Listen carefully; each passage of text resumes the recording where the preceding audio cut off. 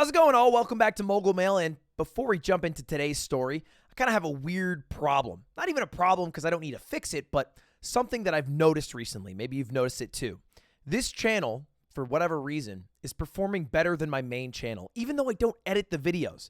And I think the reason why is because so many of you guys are interested in what's going on, but don't have the time to keep up with what feels like petty high school drama that happens on a day-to-day basis with Twitch streamers.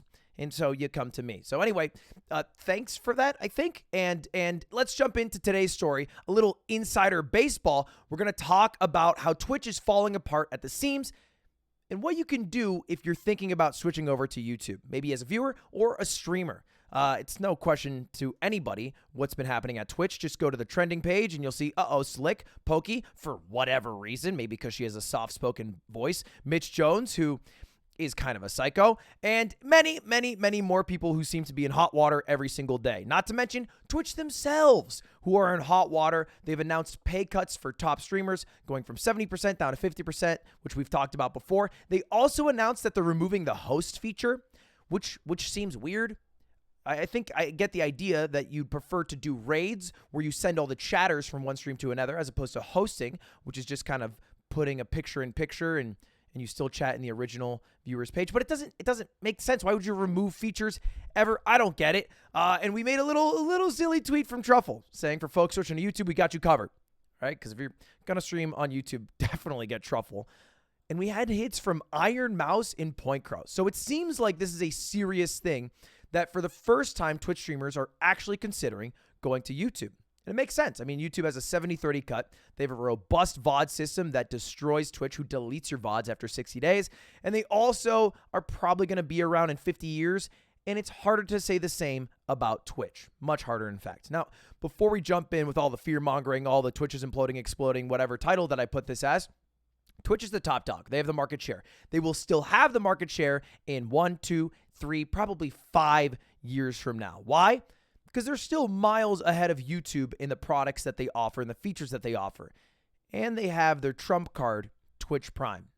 All right, until YouTube maybe does like a YouTube Premium, gives you a free subscription type deal, Twitch Prime is a phenomenal feature that they literally just give free money to all the creators. It's like a voucher, a rebate. It's amazing, and it's boosted every creator's income by 10 to 50% in some cases. In my case, when I was a Twitch streamer. But let's talk for one moment about something that YouTube's doing that I think is going to change the game, and that's their monetization of YouTube Shorts. That sounded like a fucking ad. Holy shit, I've been brainwashed. Kind of have, because I just came back from the YouTube Creator Summit. That's the picture I picked. I put my name as PewDiePie, but my partner manager yelled at me. And in that summit, it had 100 of the biggest YouTubers in the world, people like Mark Rober, Try Guys, Rhett and Link, and somehow my dumbass ended up in that building. And they pushed one thing the entire conference, which was YouTube Shorts, which initially sounds like, okay, man, yeah, you're just trying to get TikTok's market share, which, true. TikTok kind of owns them. All the culture is created on TikTok. All the trends are created on TikTok. Things like the Seabat song, any dance trend in the past 3 years. But they have one edge over TikTok, which is that they're now paying the creators 45% of all the money that they make on the advertisements that they sell, which is pretty good. It's not as good as 55%, which is what you get for long-form videos, but still better than the competition, which is probably why they're able to start at a lower level. And what I've noticed with Shorts is that it's a phenomenal tool at boosting viewership. Let's take a look at this short right here. It has 25.2 million views. It's from Jesser. How many balloons does it take to make a basketball fly? Clearly not one. Let's try 5. It did nothing. Sad. Let's add 10 more balloons. 15 balloons. By the way, I'm well aware that sometimes Shorts can be like a little pandering to a younger audience, but it does work. We're gonna need so many more balloons for this. Oh, so satisfying. We're gonna double it, try to get to 30 balloons. 29 balloons. One flew away. No! My balloon! Got 20 more balloons to add. Here we go. Will it fly? 50. We needed way more balloons. This will get to 100. 100 balloons, flight test. We're adding 27 more. It's taking forever. -1. If this flies, subscribe. Go. Okay. Yes. Son of a bitch. Anyway, that short, very simple concept, attaching balloons to a basketball until it floats, got 25.2 million views, which has absolutely exploded Jesser's subscriptions. All right. Look at the few days. September 4th is when it was posted. After it was posted, he gained 60,000, 70,000, 80,000, and then 70,000 subscribers in a single day. I asked him at the event. He said he gained 500,000 subscribers that can be directly linked to that short, which is insane numbers. Subscription numbers are inflating because of this. Now, it doesn't necessarily increase the viewership on longer form videos. Now, if you look at these, it seems to be doing relatively similar to like a channel of my size with 3.5 million subscribers. 700,000, 1.2 mil, 700,000. It's about what I get on my main channel, but I don't have nearly as many subscribers. And when YouTube was asked about this, they said long term, it should increase long form video growth. I don't know if I buy that necessarily, but what I do think will happen is there's going to be an arms race for subscribers. People with 100,000 subscribers are going to reach 1 million instantly with shorts. People with 5 million are going to jump to 10 million with shorts. And it's going to be weird if you are a channel that doesn't have a lot of subscribers. There's value in having subscribers because it's a resume that people can see and it makes them more likely to click a video. For example, if you're looking at an educational channel and they have 10 million subscribers versus 700,000, maybe you're more likely to click on the 10 million subscriber one because they have cemented themselves as a true resource, someone that you can rely and trust that they will be educational and deliver information well. You know what I mean? So that's where I think the value comes from. That's where maybe long term you can actually get viewership from it. Does that mean you should delete clips channels if you're a streamer? I don't think so. I think these things are still fine. Right? Because like this is me just throwing shit at the wall. Some get 2 million, some get 90K. All right? It doesn't make sense to have a bunch of shorts on a main channel cluttered with a bunch of videos that sometimes get less than 20,000 views. Doesn't make any sense at all.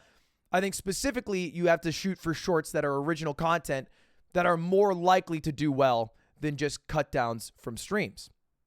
And I think that's going to be one of the futures of YouTube, but also of live streams, because there's one trend that I've seen go around a lot, and it's posting a short that links directly to your live stream. It seems to be a broken strat on TikTok. Creators do it to get tens of thousands of viewers, and it also seems to be working on YouTube.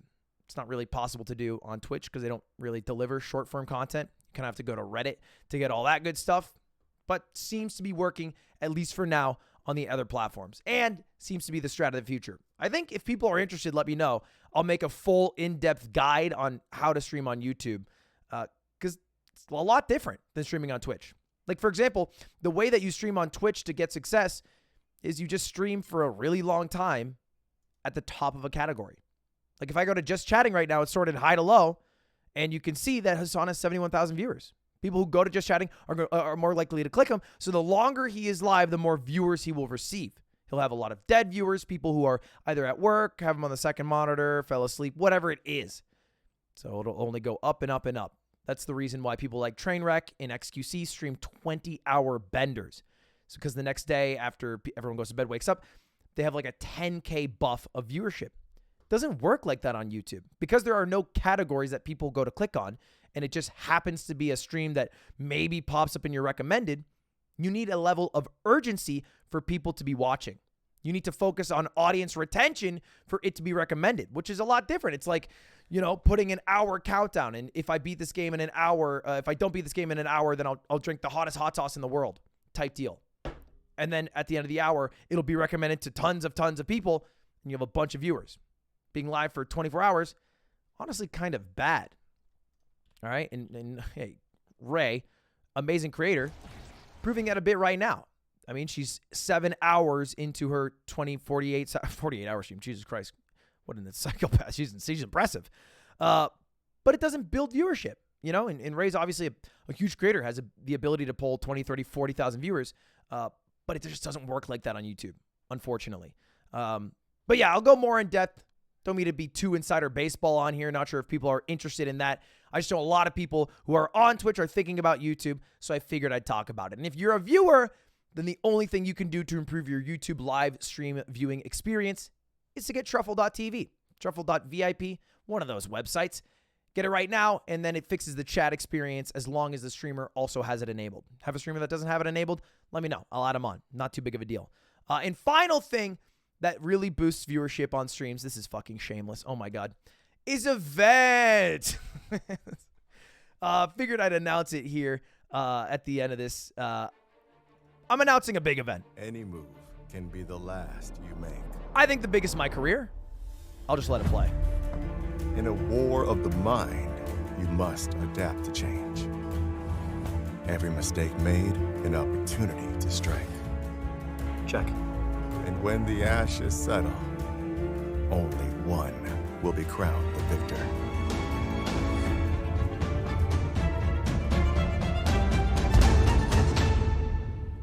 Checkmate. Victory. Oh, Jesus Christ. That's right. I'm running a chess boxing event with a bunch of your favorite influencers and even 2 professional chess players. I think chess boxing is one of the coolest sports in the world. I even invented a new sport called Super Smash Brothers Boxing, where you play a game of Smash and then you box for a round until you either win the set of Melee or you win by knockout. And I'm super pumped for that. Happening December 11th. I'll sell tickets for it soon, which I'll definitely let you guys know about. But events, still the main way to grow as a streamer, no matter what platform you're on. Figured I'd just shout this out while I can. And then that's all I got, boys. Hopefully this has been somewhat helpful, and I'll see you guys later. Goodbye. See you later. See you later. Have a good one. Subscribe, maybe, if you want. See you later.